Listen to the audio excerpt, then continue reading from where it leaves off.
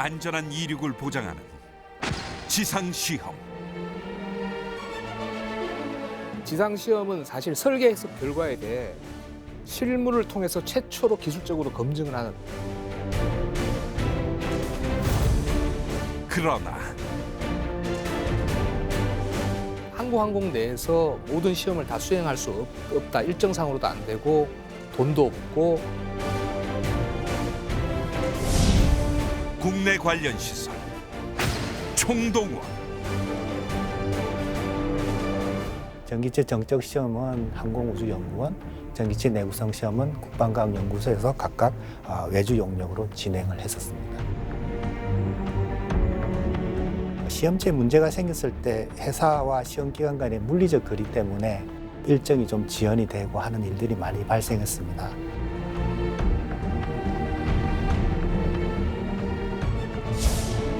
열정과 의지만으로 역부족이었을까? 과연 결과는?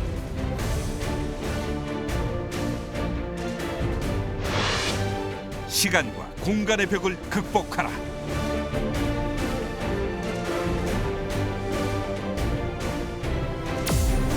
T50 지상시험 이야기.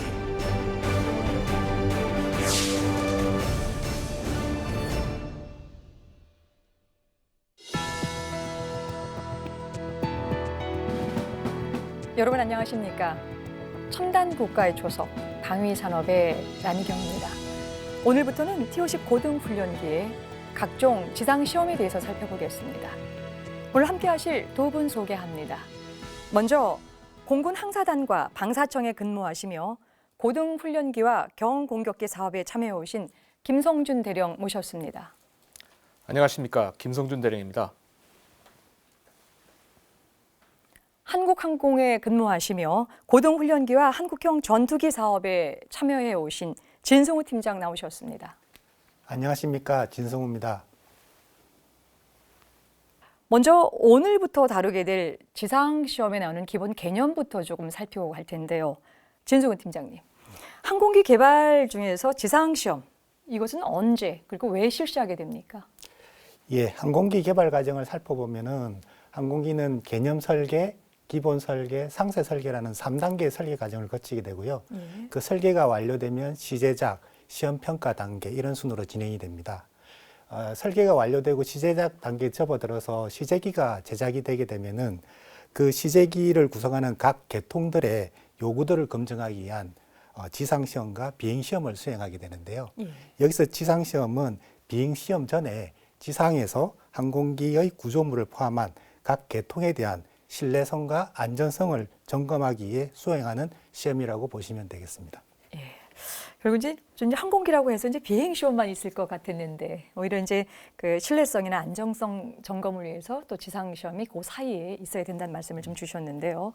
김 대령님, 이제 항공기 개발 중 이제 그 어느 과정도 중요하지 않은 과정이 없습니다. 이제 안정성 문제가 제일 크게 좀 작용이 되는데요. 그 중에서도 지상 시험 어떤 면에서 특히 중요합니까? 지상시험을 설명하기 전에 먼저 이제 시험이라는 거에 대한 설명이 조금 필요할 것 같은데, 사실 시험을 하는 목적은 앞서 진승우 팀장께서 설명하셨지만 요구사항에 대한 어떤 충족 여부에 대한 검증도 있지만 보다 더 나아가면 실제로 기본 설계, 상세 설계를 거치면서 여러 가지 설계 해석을 했던 그 설계 해석 내용에 대한 적용됐던 수학식들이 있습니다. 여러 가지 식들이 있는데 그 식이 과연 유효한가를 입증하는 부분이 굉장히 큰 부분이라고 말씀드릴 수 있습니다. 그래서 지상시험은 사실 설계 해석 결과에 대해 실물을 통해서 최초로 기술적으로 검증을 하는 어떤 그런 단계라고 볼 수가 있습니다. 그래서 그 다음 단계인 비행시험을 수행을 위해서 해당 분야의 어떤 체계 안정성에 대한 확인을 하고, 물론 계통에 따라서 조금 차이는 있지만 이제 구성품과 체계 수준의 안정성을 입증하는 어떤 그런 부분에서 굉장히 중요한 시험이라고 볼 수 있습니다. 예. 뭐 지금 초반부터 이제 두 분께서 말씀해 주신 지상 시험이 얼마만큼 중요한가라고 하는 부분들은 이제 안정성과 신뢰성 문제 이제 말씀을 좀 주셨는데요. 이제 그만큼 또 이 지상 시험이 중요한 만큼 준비 과정도 꼼꼼히 좀 체크를 해봐야 할 것 같은데요. 전승훈 팀장님. 우선 이제 지상시험 계획서를 이전에 좀 작성을 한다고 좀 들었는데요. 네. 실제 우리가 이 초음속 항공기를 개발해 본 경험이 없었었고 또 설계 과정이나 아니면 조립을 하는 것도 쉬운 일이 아니지만 이 성능과 안정성을 알아보는 이 시험을 계획하는 일들도 만만치 않은 일인 것 같은데요. T50의 그 지상시험 계획서 구체적으로 어떻게 작성이 됩니까? 예, 지상시험 계획서라는 것은 시험 요구도 문서를 바탕으로 시험 엔지니어가 시험 목적, 시험 일정, 시험 조건 및 절차, 시험 방법, 시험 장비 등 시험 수행에 필요한 모든 세부 계획들을 기술한 문서가 지상시험 계획서입니다. 사업 초기에는 대부분의 그 시험 엔지니어들이 지상시험 경험이 없었기 때문에 예. T50 지상시험 계획서를 작성하는 것이 굉장히 힘든 상황이었습니다. 근데 때마침 그 무렵에 이제 록히드 마틴에서 제공한 F-16 원천 기술 자료들이 확보가 돼 있었고요. 초기에는 이 자료들을 분석을 해서 지상시험 계획서 초안을 작성하기 시작했습니다. 이후에 이제 시험 준비 과정이 구체화됨에 따라서 그러한 과정들을 반영을 해서 지상시험 계획서를 계속해서 시험 수행 전까지 계속 업데이트를 계속 해왔었습니다. 전체를 하기 위해서 계획서 정도라는 걸로 이제 요약을 해볼 수 있을 텐데요. 김 대령님, 그럼 이제 시험 계획을 수립할 때 주요한 핵심이 가장 중요한 쟁점이 되는 것이 이제 이 시험 요구도를 결정하는 것인데요. 앞서 이제 계속 이제 말씀드립니다만은 그 시험 요구도라고 하는 것이 시험 기준이라고 하는 것들을 설정하고 그 과정 이후에 이제 그 부분으로 이제 적용시켜 나가는 것인데. 항공기를 개발해 본 경험도 없고 또 이전에 이런 부분을 중심으로 해서 시험을 해본 경험도 없었기 때문에 실제 전혀 전무한 상태에서 이런 표준이나 기준을 정한다는 일 이 자체가 굉장히 어려운 일일 텐데요. T50의 지상시험 시험 요구도 어떻게 결정이 됐습니까? 시험 요구도를 설명드리기 전에 체계가 가져야 될 항공기의 요구도부터 조금 설명을 좀 드려야 되는데 예. 앞서서 진승훈 팀장께서 설명을 충분히 해주셨지만 사실 항공기 입장에서 요구도는 군이 최초로 요구했던 작전 운용 성능이라 부르는 ROC, Required Operational Capability라고 부르는 작전 운용 성능을 기반으로 해서 실제 항공기를 운영할 공군이 이걸 어떤 식으로 운영할 거야라고 하는 운영 요구서가 작성이 됩니다. 그리고 그 운영 요구서를 기반으로 실제 개발자들이 기술적으로 어떤 식으로 개발을 할 것인가에 대한 기술적 요구도인 체계 요구서, 그 이하로 실제 항공기를 제작하기에 필요한 여러 가지 규격들, 이제 전체 항공기 체계 입장에서의 규격과 각 구성품들 품목 규격, 그리고 이제 그 하위에 있는 소프트웨어, 그리고 이제 재료에 대한 규격, 공정에 대한 규격, 이런 규격들이 쭉 만들어지게 됩니다. 이제 그 규격을 충족시키느냐 못 시키느냐가 사실 나중에 항공기를 우리가 전투용으로 적합한가 안 한가, 그리고 기준은 충족하고 있는가 아닌가를 판별하는 어떤 그런 기준들이 되는데, 사실 시험 요구도는 그런 요구 사항들을 충족시키기 위해서 우리가 얻어야 되는 시험 데이터들, 어떠한 시험 데이터들을 얻어야 되는가, 그래야지 그 시험의 결과가 실제 체계 요구 사항을 충족하는지 안 하는지를 확인할 수 있는 어떤 그런 시험 데이터를 충분히 확보할 수 있는가에 조금 초점이 더 맞춰져 있다고 생각을 합니다. 예. 그래서 해당 체계의 규격 요구사항이나 설계 기준서를 기반으로 해서 필요로 하는 시험 데이터를 확보할 수 있도록 시험 요구사항을 결정을 하게 됩니다. 그 시험 요구도와 체계나 품목의 요구도와는 조금 차이가 있다는 걸 전제로 말씀드리고 있는데, 그 시험 데이터는 실제 체계나 품목의 그 요구사항 평가에 활용이 됩니다. 그러니까 시험 데이터를 쫙 얻었는데 그 시험 데이터를 분석 평가를 해보니 우리가 요구하는 항공기 체계 요구사항을 충족하고 있더라 없더라를 그 평가에서 이제 최종 확인이 되는 부분이라서 이제 관련 규격을 토대로 설계해석 엔지니어와 실제 시험한 시험 엔지니어가 상의해서 그 시험 요구도를 결정했던 것으로 기억을 하고 있습니다. 예. 그렇게도 이제 결정이 되게 되는데요. 그런데 이제 지금 방금 이제 말씀을 좀 주셨던 것처럼 공군 항공기 개발 때 이제 바로 이제 중요한 기준이 되는 것이 이제 ROC거든요. 근데 이전에 저희가 T50뿐만 아니라 이제 항공기 개발 과정에서 이 ROC 요구가 계속 변경되는 것들을 여러 차례 우리가 듣고 또 발견을 했습니다. 그래서 궁금한 점이 생기는데요. 이제 이 ROC처럼 시험 요구도도 이렇게 중간에 좀 변경이 좀 됐었던 건지, 또 혹시 변경이 가능했다고 한다면은 T50 지상 시험에서도 그런 사례가 좀 있는지 궁금합니다. 사실 ROC가 그렇게 많이 바뀌는 경우는 많지는 않습니다. 그 이제 ROC를 바뀐다기보다는 이제 구체화를 시켜 나가면서 그 처음에 했던 어떤 성능적인 측면이 변경되지는 않지만 구체화 단계에서 약간의 그 변경은 아니지만 조금 차이 나는 부분이 있을 수는 있는데 이제 시험 요구도는 사실 해당 시험의 목적에 맞게끔 언제든 변경 가능한 부분이라고 말씀드릴 수 있습니다. 그래서 시험 계획을 만들거나 절차를 수립하고 시험 준비하는 등 그 지상 시험을 수행하는 전 과정에서 좀 전에 말씀드렸던 시험 요구도 즉 시험 데이터 확보에 문제가 있다거나 실제 시험을 해서 데이터를 얻었는데 그 시험 데이터가 우리가 생각했던 것처럼 제대로 유효한 데이터가 아니더라. 센서가 문제가 있어서 제대로 측정을 못했더라. 이런 문제가 생긴다면 왜 그런 일이 생기는가를 확인을 하고 시험의 요구사항을 조금 변경을 많이 합니다. 그래서 큰 변경보다는 미세한 변경들이 시험 준비 단계부터 시험 수행 전 단계에 걸쳐서 조그만 변경들이 자주 있는 게 일반적인 일이고요.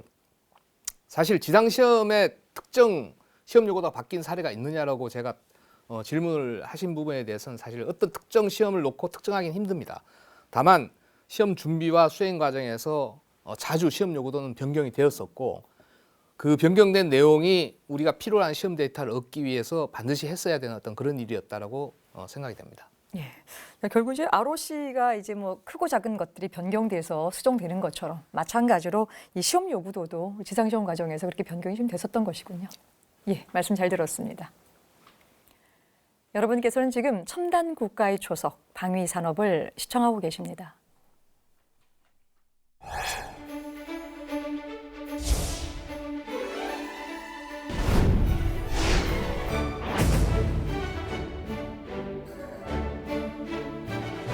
그리스 로마 신화 속 새가 되려 했던 사람 이카루스. 애초의 목적은 높은 벽을 넘어가는 탈출이었지만 하늘을 나는 기쁨에 도취된 그는 날갯짓을 멈추지 못했고 결국 뜨거운 태양열에 날개가 부서지며 추락하고 만다. 고대 신화에도 등장할 만큼 하늘을 나는 비행은 오래된 인류의 꿈이다. 이탈리아가 낳은 천재 레오나르도 다빈치는 그 오래된 인류의 꿈을 상상의 세계가 아닌 과학의 영역에서 도전한 최초의 인물이다. 1485년 다빈치는 새의 날개를 본뜬 오니토포라 불리는 비행체의 설계도를 그린다. 사람이 탑승한 상태에서 날개를 위아래로 움직이는 오니토포를 설계하기 위해 다빈치는 실제로 새의 날갯짓과 골격을 꾸준히 관찰하고 연구했다. 다빈치가 설계한 아이디어의 핵심은 날개로 바람을 타며 양력을 넣는 것. 이 개념을 실제 비행체로 실현하기까지는 꽤나 오랜 시간이 걸렸다. 오히려 날개의 원리보다 앞서 등장한 것은 열기구였다. 1783년 프랑스의 몽골피의 형제는 불을 피워 연기를 채운 주머니가 공중에 뜨는 현상을 발견하고 열기구를 제작한다. 그해 6월에는 양과 닭, 오리 등의 동물을 태운 열기구를 지상 440m까지 띄우는 데 성공하고 11월에는 인류 최초의 유인 비행까지 성공한다. 열기구가 아닌 날개를 이용한 비행은 19세기 말이 되어서야 실현된다. 1891년 독일 프로이센의 기술자 오토 릴리엔탈이 글라이더를 개발해 무동력 비행에 성공한다. 어린 시절부터 새의 비행에 관심이 많았던 그는 조종하는 장치를 장착한 글라이더를 제작해 약 2000회의 비행을 하며 시험을 했지만 안타깝게 비행 시험 중 추락해 사망하고 만다. 하지만 그가 만든 글라이더는 이후 유인 비행기 개발에 큰 동력이 된다. 최초의 동력 비행에 성공한 라이트 형제 역시 오토 릴리엔탈의 글라이더에서 영감을 얻어 플라이어 시리즈를 개발한 것이다. 그런데 16세기 후반 이들보다 앞서 무동력 비행에 성공한 나라가 있었다. 그 나라는 바로 동양의 작은 나라 조선이었다. 우리에게도 잘 알려지지 않은 조선의 무동력 비행 성공은 과연 사실이었을까? 첨단 국가의 조석 방위산업. 오늘은 T50 고등훈련기의 지상 시험에 대해서 살펴보고 있습니다. 김성준 대령님, 제가 이제 지상 시험에 대한 자료를 쭉 훑어보니까요. 전문가가 아닌 사람이 그 과정을 이해하기 위해서는 몇 가지 좀 이렇게 눈에 띄는 그런 단어, 용어가 있는데요. 그래서 그 본격적인 이야기 좀 들어가기 전에 제가 세 개 한번 이런 용어를 조금 질문을 좀 드릴 텐데요. 먼저 그 시험체, 또 시험치구, 그리고 이제 시편이라고 하는 부분들이 자주 등장을 하는데 우리 시청자들의 이해를 좀 돕기 위해서 쉽게 좀 설명을 부탁드리겠습니다. 그 시험체는 그야말로 시험을 하는 시험 대상물이라고 보시면 됩니다. 예, 준비하신 판넬 예, 예. 보이시죠? 예. 그래서 여기 그림에서 보이는 이 시험이 항공기 전체 기체 구조 기고를 포함한 그 구조 시제기를 가지고 하는 전기체 내구성 시험입니다. 그러니까 항공기의 어떤 설계 수명을 입증하는 어떤 그런 시험이라고 보시면 되는데, 이 그림에서 보시는 것들 중에서 여기 약간 연두 색깔로 보이는 게 실제 기골만 있는 어떤 구조 시험체입니다. 그래서 이런 것들을 시험체라고, 시험 대상물을 시험체라고 부르고요. 시험치구는 이 시험 대상물을 둘러싸고 있는 전체 구조물들, 그러니까 시험 대상물을 고정시키는 구조물이 있고, 그리고 이제 이 시험 대상물에 특정한 힘, 하중을 가하는, 그리고 그 하중이 가해짐에 따라서 시험체의 어떤 변형을 측정하는 뭐 측정 치구, 뭐 하중 부가 치구, 그래서 여러 가지 종류들의 치구가 있는데, 그냥 단순하게 보시면 노랗게 생긴 이 부분이 항공기를 고정시키는 치구다, 그렇게 이해를 하시면 될 것 같고, 세 번째 있는 시편이란 부분들은 사실 저희가 전기체 측면의 어떤 시험도 하지만 구성품 레벨의 시험도 상당 부분 많이 합니다. 그러니까 이 뭐 전방동체라든가 후방동체, 뭐 랜딩 기어 이런 부분들 나눠서 시험을 많이 하는데, 그렇게 시험할 경우 그 전 단계에서 그 시험체를 만드는 어떤 재료나 여러 가지 공정들에 대해서 확인을 사전에 해야 될 필요가 있어서 그 시험체를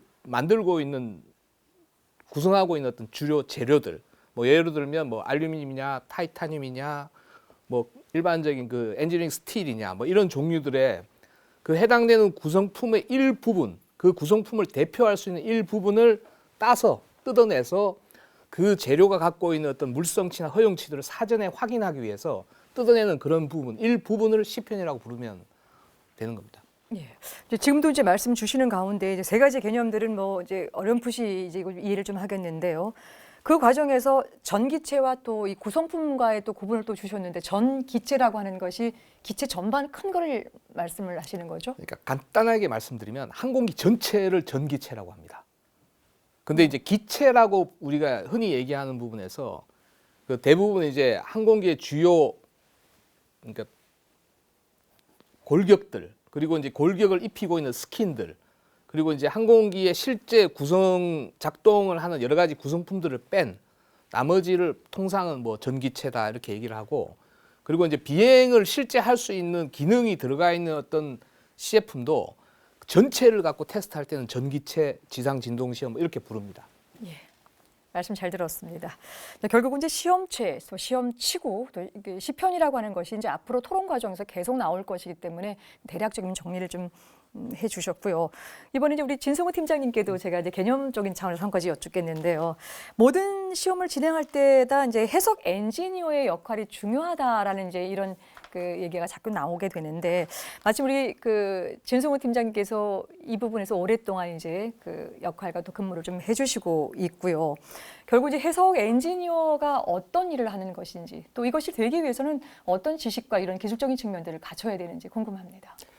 예, 시험을 진행하게 되면 해석 엔지니어도 시험 엔지니어 못지않게 다양한 역할을 수행하게 됩니다. 먼저 시험 착수 전에는 지상시험 계획서 작성의 근간이 되는 시험 요구도 문서를 작성을 하게 되고요. 시험체에 시험 하중을 부과하기 위해서 시험 하중을 또 개발을 해야 됩니다. 그리고 시험체에 부착될 각종 센서의 위치나 종류, 타입 이런 것들을 선정하는 일들도 하게 되고요. 그 다음에 상세 해석을 통해서 각 센서의 예측값들을 예측하는 그런 일들도 수행합니다. 시험 수행 중에는 센서로부터 획득된 시험 데이터와 예측치를 비교해서 적절하게 시험 결과가 산출됐는지 이런 것들을 분석 작업을 진행하고요.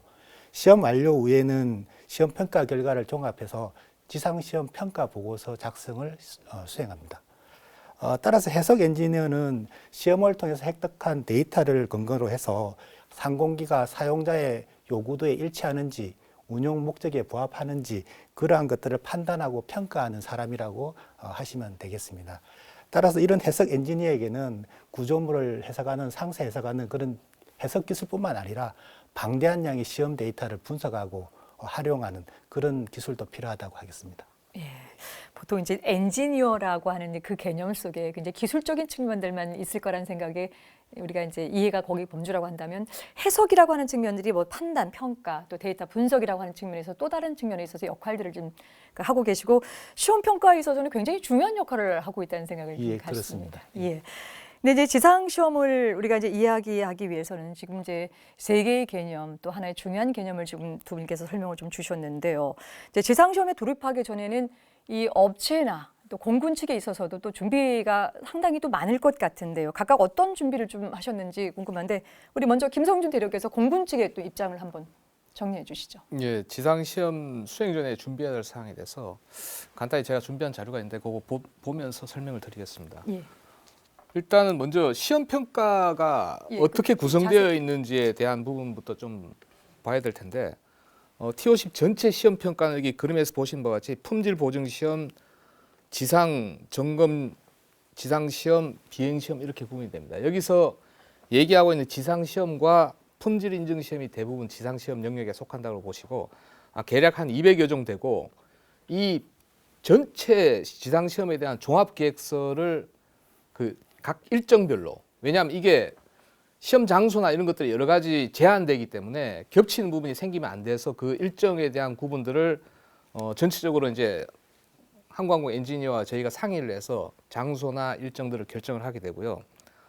그래서 그거에 따른 각 시험별 세부 이행 계획을 작성을 하게 됩니다. 그리고 이제 사업 관리 측면에서 보면 그 지상 시험에 들어가는 여러 가지 종합 계획서나 세부 이행 계획서들은 계약적인 납품물입니다. 그래서 저희가 해당되는 검사를 하고 그 납품을 해야 되는 납품을 받아야 되는 그런 입장이라서 그 세부 이행 계획서와 절차서를 검토 확인하고 실질적으로 시험 요구도가 적절한가, 공군이 요구한 사항을 충분히 달성할 시험 데이터가 획득이 되는가 이런 부분들을 주로 검토하게 됩니다. 특히 구조 시험이라고 하는 그런 부분에서는 시험 요구 문서가 접수가 돼서 시험 계획서를 쓰고 시험 계획을 준비하고 뭐 시험 치공구나 시험 설비 그리고 시험 셋업하고 셋업 점검하고 시험 준비 상태에 대한 회의를 거쳐서 최종적으로 시험 단계에 이르는 그런 일련된 과정들이 지상 시험 준비에 관련된 여러 가지 일들이 되겠습니다. 예. 뭐 잠깐만 들어도 굉장히 준비가 이제 많은 것 같이 느껴지는데요. 이번에는 이제 업체 입장에서도 마찬가지로 그 꼼꼼하게 또 준비하셨을 텐데 네. 어떤 과정이 있었습니까? 지상시험을 그냥 착수할 수 있는 게 아니고요. 지상시험을 착수하려면은 이른바 TRR이라고 부르는데 테스트 레디니스 리뷰, 우리말로 줄여서 시험 준비 검토 회의를 수행해야 됩니다. 이 검토 회의를 통해서 고객인 공군의 승인을 받아야 시험을 착수할 수 있게 됩니다. 이를 위해서 업체에서는 시험에 필요한 각종 장비, 설비, 시험 치구, 시험체, 시험 하중, 시험 방법 및 절차 이런 것들을 차질 없이 준비를 해야 되고요. 이런 모든 준비가 완료가 되게 되면은 예비 시험을 수행을 하게 됩니다. 예비 시험을 수행해서 시험에 사용되는 모든 시스템들이 정상적으로 작동되는지 확인한 다음에 그런 다음에 고객에게 시험 준비 검토회의 개최를 요청하게 됩니다. 네, 그러셨군요. 이제 한국항공 업체에서도 이제 준비를 좀 쭉 여러 가지를 좀 하시게 되는데 혹시 준비하는 과정에서 어려움은 없었습니까? 어려움이 많았죠. 저희들이 이 시험을 처음을 해보는 시험이었기 때문에 거의 개척자 정신으로 시험을 진행했다고 보시면 됩니다. 굉장히 어려움이 많았습니다. 뭐 대표적인 어려움 하나만 소개해 주시죠. 일단 저희들이 이 시험을 준비하면서 제일 기술적인 어려움도 많았지만 예산적인 어려움도 많았고 대표적으로 이런 많은 시험들을 외부에서 진행을 했던 사례가 있습니다. 그러다 보니까 많은 엔지니어들이 외부 시험기관에 파견을 가야 됐고 본인의 거주지와 떨어진 곳에서 일을 해야 됐기 때문에 일상적인 어려움도 많았고 회사와 커뮤니케이션하는 문제 이런 것들에 대해서 어려움이 참 많았던 것 같습니다. 일차적으로 한 작업장이 한 공간에 있으면 제일 좀 수월할 텐데 처음 개발하다 보니까 여러 가지 여건이 또 맞지 않았을 테고 또 정주 여건이 멀어지게 되니까 일상적인 생활이 또 어려웠을 거다라는 생각을 갖게 됩니다. 진성훈 팀장님. 근데 이제 T50 체계 개발 사업이 진행되는 과정에서 우리가 또 IMF 외환기를 또 맡게 돼서 결정적으로 이 예산이 삭감이 되게 되었습니다. 이제 이런 부분들에 대해서 우리가 앞선 프로그램에서 이야기를 좀 나눠봤고요. 그런데 그 예산의 삭감이라고 하는 그 여파가 이후에도 우리가 지금 이제 지상시험 분야에도 마찬가지 영향을 좀 미쳤을 텐데 어떤 부분이 있었습니까? 예, IMF 영향으로 지상시험 예산이 많이 삭감되었고요.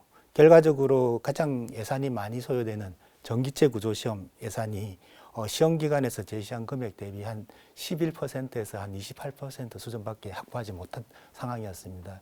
예를 들면 전기체 정적 시험 예산 같은 경우는 한 14억 정도밖에 안 됐고요. 전기체 내구성 시험도 한 16억 정도밖에 확보가 안 된 상황이었습니다. 각각 그 당시 시험 기간에서 요구한 금액이 50억, 150억 이런 수준이었기 때문에 저희들은 시험 준비하면서 굉장히 어려운 상황에 많이 직면을 했었습니다. 그래서 당연히 그 당시에는 비용 절감 노력을 해야 됐고요.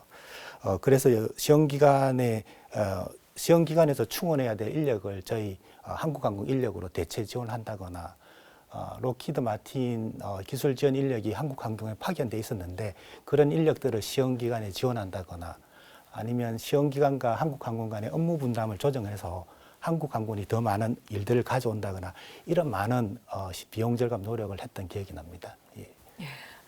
11에서 28%가 빠진 게 아니라 그거밖에 확보가 안 됐으니까 나머지 것들을 확보해 나가기 위해서 거의 전체의 자원 동원을 하기 위해서 굉장히 애를 쓰셨다는 생각을 좀 갖게 되는데요. 말씀 잘 들었습니다. 여러분께서는 지금 첨단 국가의 초석 방위 산업을 시청하고 계십니다.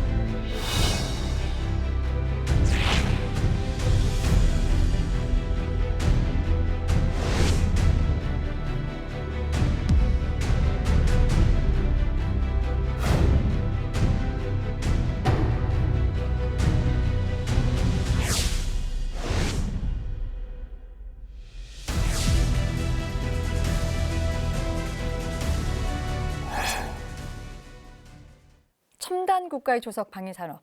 오늘은 T50 고등 훈련기의 지상 시험에 대해서 살펴보고 있습니다.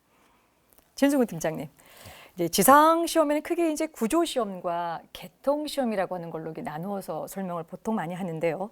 두 시험의 내용이 각각 어떤 것인지 궁금하고요. 기본적인 차이가 있다라고 한다면 어떤 내용입니까? 예, 구조 시험은 항공기 골격, 뼈대죠. 뼈대를 이루는 구조물을 구조적으로 검증하는 시험이라고 보시면 되겠습니다. 반면에 이제 개통 시험은 그 골격이 되는 구조물에 탑재되는 탑재 장비들이 있습니다. 그 예를 들면 착륙 개통이나 전기 개통, 유압 개통 이런 개통들이 있는데 이런 개통들의 기능과 성능을 검증해서 신뢰성과 안전성을 확보하기 위한 시험을 말합니다. 따라서 구조시험과 개통시험의 차이라고 하면은 시험 대상이 무엇인가에 따라서 나눠진다라고 보시면 이해하기가 쉬울 것 같습니다. 아주 핵심적인 부분만 하나는 골격이고 그 골격에 탑재되는 장비다라고 하는 걸로 이제 두 개로 이제 나눠서 설명을 좀 주셨습니다. 자, 오늘은 그 중에서 이제 이 구조 시험에 대해서 먼저 좀 살펴볼까 하는데요. 우선 이제 공군과 항공에서 이 T-50의 이 구조 시험을 위해서 어떤 준비를 좀 했는지 궁금한데요. 먼저 우리 김성준 대령께서 말씀을 좀 주시죠. 앞서서도 제가 지상시험 요구도에 대한 설명을 드렸지만 전체적으로 지상시험 전체 전반에 걸친 종합계획서가 먼저 작성이 돼 있고 그 종합계획서에 포함되어 있는 각 세부 각각의 지상시험들 특히 이제 여기서 지금 구조시험을 다루고 있으니까 구조시험 말씀을 드리면 각각의 구조시험이 어느 시점에 어떤 장소에서 어떻게 수행되어야 되는가에 대한 그리고 그 시험에 필요한 요구사항들은 우리가 검증을 해야 될 것들은 어떤 것들인가 이런 것들을 사전에 해당되는 그 항공 엔지니어와 충분하게 상의를 해서 시험 요구도를 생성을 하게 됩니다. 근데 개통시험과 구조시험을 이제 구분을 한다면 사실 개통이라고 하는 것은 항공기의 이제 주요한 기능 작동을 하고 있는 뭐 예로 들면 뭐 전기, 유압, 연료, 착륙 장치, 환경 제어, 그리고 2차 동력, 그리고 엔진 추진 뭐 이런 부분들이 개통별로 쭉 나눠져 있고 각각의 항공의 기능들을 담당하는 개통 시험이 따로 있고요. 이제 구조 시험 측면에서 어떤 부분을 보는 거 아니 주로 항공기가 비행을 하는 와중에 이제 공기가 와서 항공기를 때렸을 때 생기는 그 에어로다이나믹 효과, 이제 결국 하중이라고 부르는 그리고 그 하중이 구조물에 가해졌을 때 그 힘이 항공기 기고를 타고 어떤 방향으로 흘러가는가, 뭐지 로드 패스 하중 경로 뭐 이렇게 부릅니다. 그 힘이 하중이 이제 그 기고를 타고 흐르면서 하중들이 특정 부위에 많이 모였을 때 그 이제 피크되는 어떤 굉장히 크게 힘을 받는 부분이 우리가 요구하는 어떤 정적인 힘을 받아서 강도가 충분히 나오는가. 그리고 그런 힘들을 항공기의 설계 수명이라고 부르는 한 30년 동안 지속적으로 받았을 때 거기에 어떤 내부성적인 측면, 이제 수명 측면 문제 없는가. 그리고 또 항공기에 그 외력이 와서 때렸을 때 이제 이 진동이 발생하게 되는데 그 진동의 어떤 주파수나 어떤 진동의 모양들이 합쳐져서 왜 다리가 출렁이면서 이렇게 떨어져 나가듯이 이제 플러터라고 부르는 어떤 그런 현상들 그 외에도 이미 제작 공정 과정에서 손상이 있다고 얘기를 이제 가정을 하고 그 손상이 어떤 커지면서 항공기 구조물의 어떤 기능을 완전히 못할 정도로 문제가 생기는가에 대한 손상 허용 뭐 이런 등등의 어떤 시험들을 이제 구조 시험에 수행하도록 되어 있습니다. 그래서 그때 공군은 주로 전체적인 계획서와 시험을 할 시점, 장소, 시험 준비 상태 그리고 그 시험이 끝난 이후에 결과 보고서에 대한 어떤 그것도 납품물이기 때문에 뭐 승인 이런 행위들을 저희가 주로 했었고요.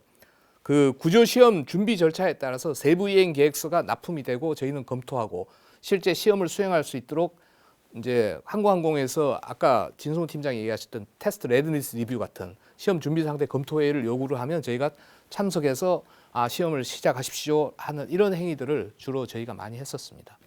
그렇군요. 결국 이제 이 지상시험의 구조시험에 관련돼서 공부는 관리적인 차원에 있어서의 기본적인 대의적인 측면들, 계획, 뭐 시점, 장소 부분들을 중심으로 해서 이제 준비를 하셨다고 하면은요. 이번에 이제 업체 입장에서 이제 우리 진승호 팀장님 말씀 듣겠습니다. 네. 좀 전에 김성중 대령님께서 다양한 구조 시험에 대해서 설명을 자세하게 해주셨는데요. 그 TOC 구조 시험은 구조 시제기 시험이 2종, 비행 시제기 시험이 10종, 구성품 시험 14종, 시편 시험 19종에서 총 45종이 계획되어 있었습니다. 이 중에서 구조 시제기 시험 2종과 시편 시험 18종을 제외한 25종의 구조 시험은 모두 한국항공에서 수행을 했습니다. 이로 해서 한국항공에서는 약 1000평 규모의 구조 시험실을 신규로 조성하고 시험에 필요한 설비와 장비로 모두 신규로 다 구축을 했습니다. 그래서 4개 이상의 구성품 시험을 동시에 진행해도 문제가 없을 정도의 어떤 규모의 시험 장비를 구축을 했었습니다. 그리고 구조 시제기 시험 2종은 시험 경험이 풍부한 정부 출연 연구소에서 진행을 했는데요. 전기체 정적 시험은 항공우주연구원, 전기체 내구성 시험은 국방과학연구소에서 각각 외주 용역으로 진행을 했었습니다. 예, 그러셨군요. 저는 이제 바로 직전에서 이 IMF 때문에 예산 자체가 굉장히 적게 지금 할당을 받고 시작하는 거라서 지금 준비하는 과정에서 많은 또 어려움이 없지 않았나 싶었는데 어쨌든 그 부분도 또 차근차근 또 뒤에서 더 얘기 들어가면서 진행하겠습니다. 네, 김성준 대리님. 이제 앞에서 시험 요구도에 대해서 자세하게 이제 설명을 좀 해주셨는데요. 우리가 이제 T50의 구조 시험 요구도도 어떻게 기준이 결정됐는지 궁금한데요. 네, 앞서 그 지상시험 요구도 설명드렸던 것과 거의 대동소이합니다.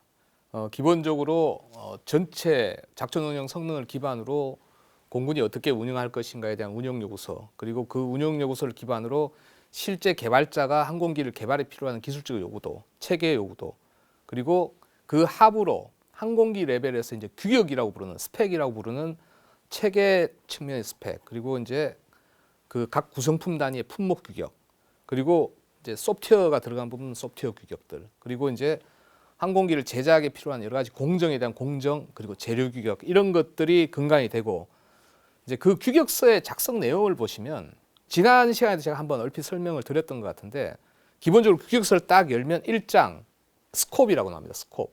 이 규격은 무엇을 하는 규격인가?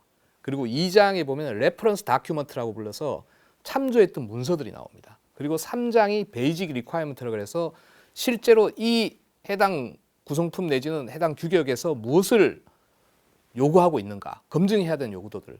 그리고 마지막 4장이 이제 퀄리티 어슈런스라고 해서 실제로 품질 인증을 어떤 식으로 할 것인가. 각 3장 베이직 리콰이어먼트에 나와 있는 내용들 한 줄 한 줄 한 줄들이 다 요구사항들입니다. 그리고 그 요구사항들을 뒤쪽에 가서 뭐 이거는 검사, 뭐 인스펙션, 뭐 어떤 것들은 어널리시스, 뭐 데몬스트레이션, 테스트 이런 형태로 검토들을 해서 최종적으로 충족했다 아니다를 판단을 하게 되는데, 그 구조시험에서는 해당 체계 또는 품목의 요구사항 플러스 설계 기준서라고 있습니다. 그러니까 에어프레임 설계 기준서, 뭐 우리가 뭐 이제 그 당시용으로 AFGS 87221 에어프레임 제너럴 스펙입니다. 그러니까 일반적인 구조물에 대한 설계 기준입니다. 그리고 이제 밀 스탠다드 1530이라고 부르는 요거는 에어크래프트 스트럭처럴 인티그레이티 프로그램이라고 이제 기체 구조에 대한 수명 관리를 하는 어떤 프로그램입니다. 그래서 이거 미 군사 규격서 등등을 활용을 해서 우리가 필요로 하는 구조시험 요구들을 그 속에서 테일러링 해냅니다.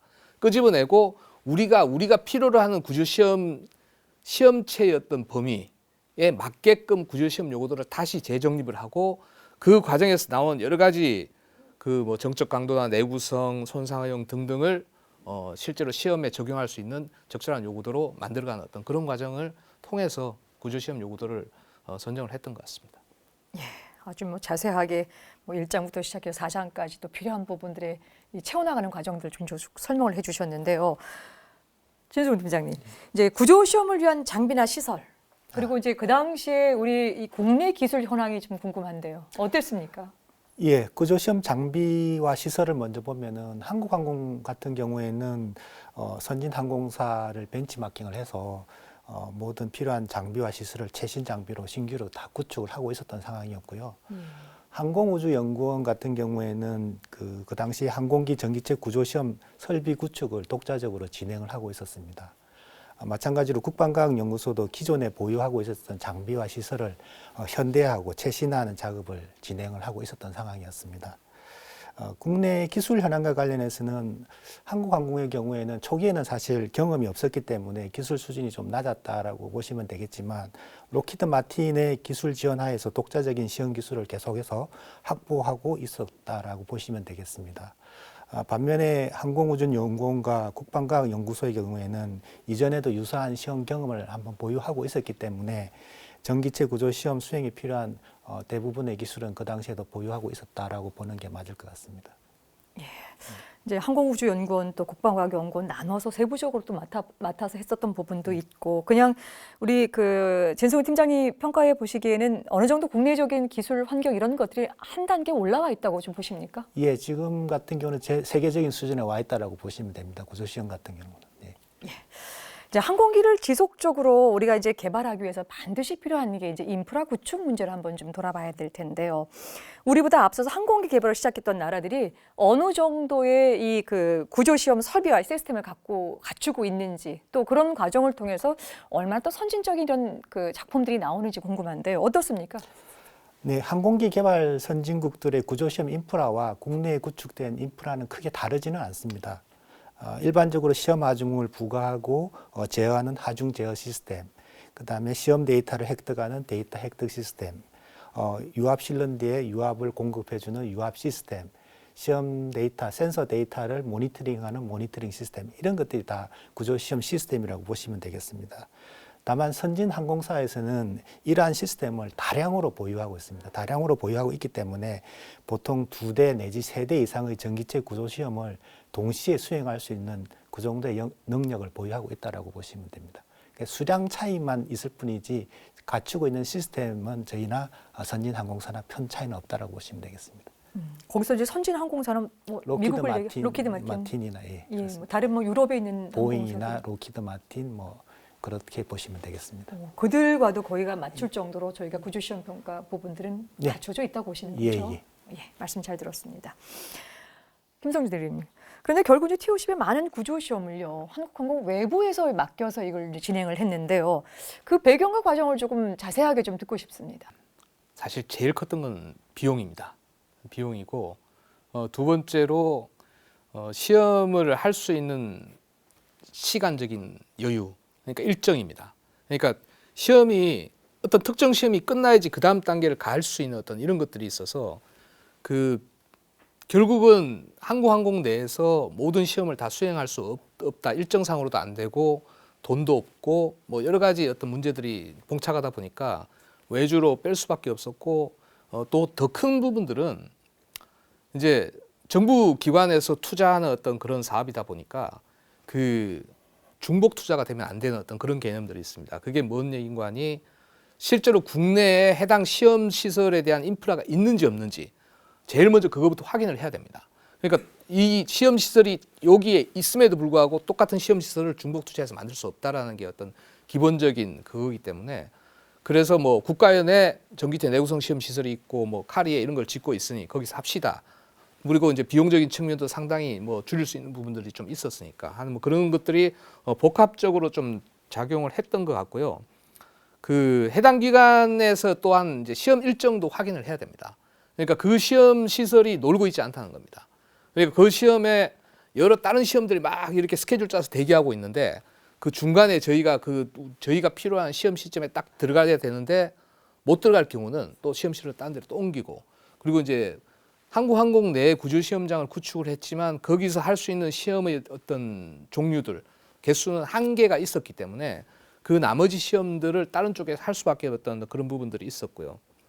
그리고 기타 뭐 시험 요구 사항이나 뭐 시험 일정, 해당 기관이 갖고 있는 어떤 시험 인력의 어떤 적절성들 이런 것들이 협조가 필요했고요. 대부분은 뭐 일반적으로 저희가 계약을 하기 위해서 필요한 제안 요청서 배부하고 제안서를 받고 제안서를 평가를 해서 필요한 부분 협상을 하고 이제 계약을 체결하는 이런 단계는 동일하게 다 진행이 됐던 거고요. 이제 그거를 이제 저희 공군이 한국항공에 위임을 해서 이제 한국항공 자체적으로 그런 행위들을 했고 최종 결론에 대해서 이제 공군의 승인을 받고 아마 계약이 체결됐던 걸로 기억을 하고 있습니다. 여하튼 뭐 지금 일정과 비용이 밀려서 이제 외부에 이제 그 수주를 주고서 해야 되는 상황이 이제 왔는데요. 결국 이제 한국항공이 이제 모든 설비와 시스템을 갖추고 있지 못한 상황에 있어서의 어쨌든 우리나라에서 가용할 수 있는 모든 환경적인 부분들을 다 이 자원동원을 했다라고 하는 측면에 있어서는 굉장히 좀 긍정적으로 평가해 볼 수 있습니다만은 하지만 이제 그 고등훈련기 개발은 우리가 지금 한국항공에서 이 업체 주도로 진행을 좀 하고 있던 터였었고요. 또 지상시험을 외부에서 한다라고 하는 것은 뭐 지금 말씀하셨던 것처럼 뭐 기간이나 우리가 가는 곳에 있어서 뭐 시간적인 부분이 잘 맞아서 진행이 됐으면 좋았을 텐데 또 거기에 부과되는 상당히 어려운 점이 또 많았을 거라는 생각을 갖습니다. 자, 실제 당시 현장에서 이제 일하셨던 두 분께서 이제 체감할 수 있는 일일 텐데요. 그 이야기 좀 어려운 이야기 좀 듣고 싶습니다.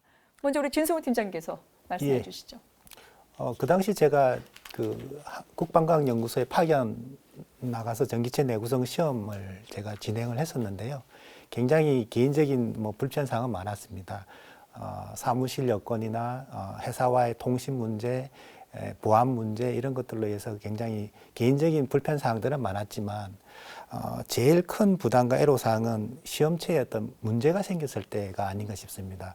시험체 문제가 생겼을 때 회사와 시험기관 간의 물리적 거리 때문에 그 적극적인 회사로부터 지원을 받기가 힘들었고 그로 인해서 일정이 좀 지연이 되고 하는 일들이 많이 발생했습니다.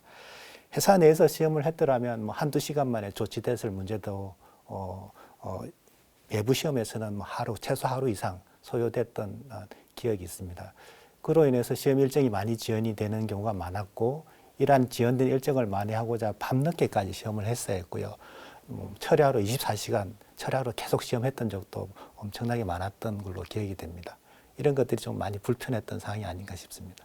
뭐 대표적으로 생각나는 뭐 그런 사례는 어떤 것이 있을까요? 시험을 하다 보면은 시험체에 이제 크랙이라는 균열들이 많이 발생을 합니다. 균열들이 발생을 하면은 시험을 더 이상 진행하지 못하고 시험체를 수리를 해야 됩니다. 시험체를 수리를 하려면은 우리 한국항공에 있는 작업자들이 와서 시험체 수리를 해줘야 되는데 그런 일정들이 생각외로 많이 걸립니다. 많이 걸리다 보면은 계획된 시험 일정 안에 시험을 끝내야만 되기 때문에 지연된 일정들을 만회하기 위해서 밤낮 없이 계속 시험했던 그런 기억들이 있습니다. 예. 정규 여건도 어려웠고 공간적으로 떨어져 있다라고 하는 부분들도 뭐 그건 감수한다 하더라도 그 균열이란 문제가 생겼을 때 수리하는 과정적인 게 또 상대적으로 기간이 많이 들었다는 말씀을 좀 주셨는데요. 이번에는 우리 김성준 대령님께서. 저도 지금 진승우 팀장께서 얘기했듯이 해당 전기체 내구성 시험, 뭐 내구성 시험에서 국가에 파견가 계셨지만 저는 사실 딱 한 달에 한 번씩 국방과학연구소를 가고 정적 시험을 하는 항공우주연구원을 두 군데를 다 갔었습니다. 다 가서 전체적인 시험 진행 상태나 어떤 문제점은 없는지 그리고 정부에서 또 뭘 해줘야 되는지 이런 부분들에서 계속 가서 관리 뭐 회의도 하고 이런 행위들을 했었는데 어때 사실 부담스럽고 조금 에러가 됐다라고 생각되는 부분들은 이제 시험체가 말씀하신 대로 이제 크레이 가서 수리를 해야 되는 어떤 그런 경우도 있지만 그거에 따라서 우리가 필요로 한 충분한 시험 데이터가 확보가 되는지 사실 내구성 시험 같은 경우는 한 3년 정도 시험을 합니다. 왜냐하면 30년의 설계 수명을 충족한다 안 한다를 결정하는 시험이기 때문에 30년간 항공기가 받을 수 있는 그 하중 이력들을 압축해서 넣거든요.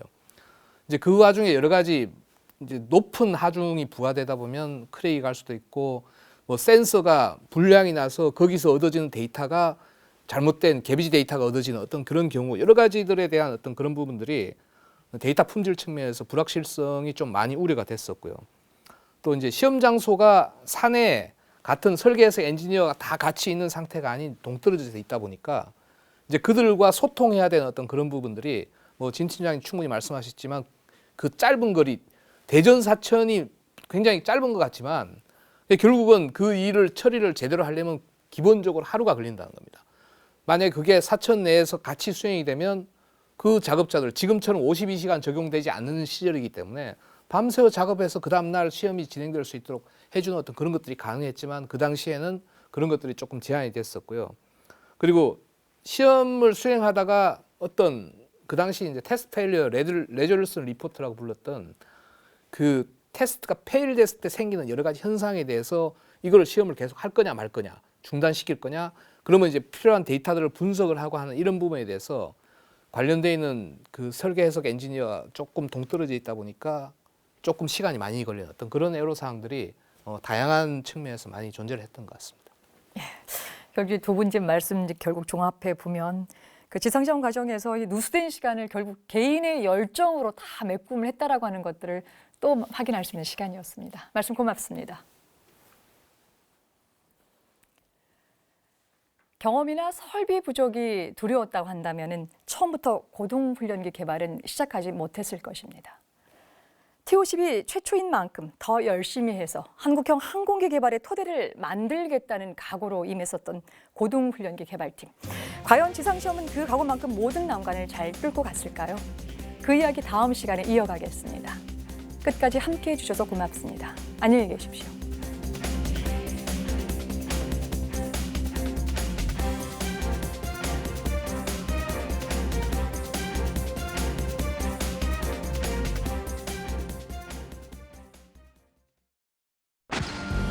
예외는 없다. 힘들이 구조물에 가해졌을 때 우리가 필요로 하는 강도나 수명 이런 것들이 적절하게 나오는지를 생략도 없다. 항공기 전기체에 작용하는 여러 가지 하중들을 견딜 수 있느냐 없느냐를 방법은 오직 하나. 반드시 시험을 통해서만 입증을 해야 된다는 어떤 그런 교훈들을 검증 또 검증. 10편을 몇 번 파손시킨 경우가 있었습니다. 부족한 것도 많고 사고도 많지만 이대로 가서는 좀 곤란하겠다. 그래서 품질 감사를 해야 되는 거 아니냐.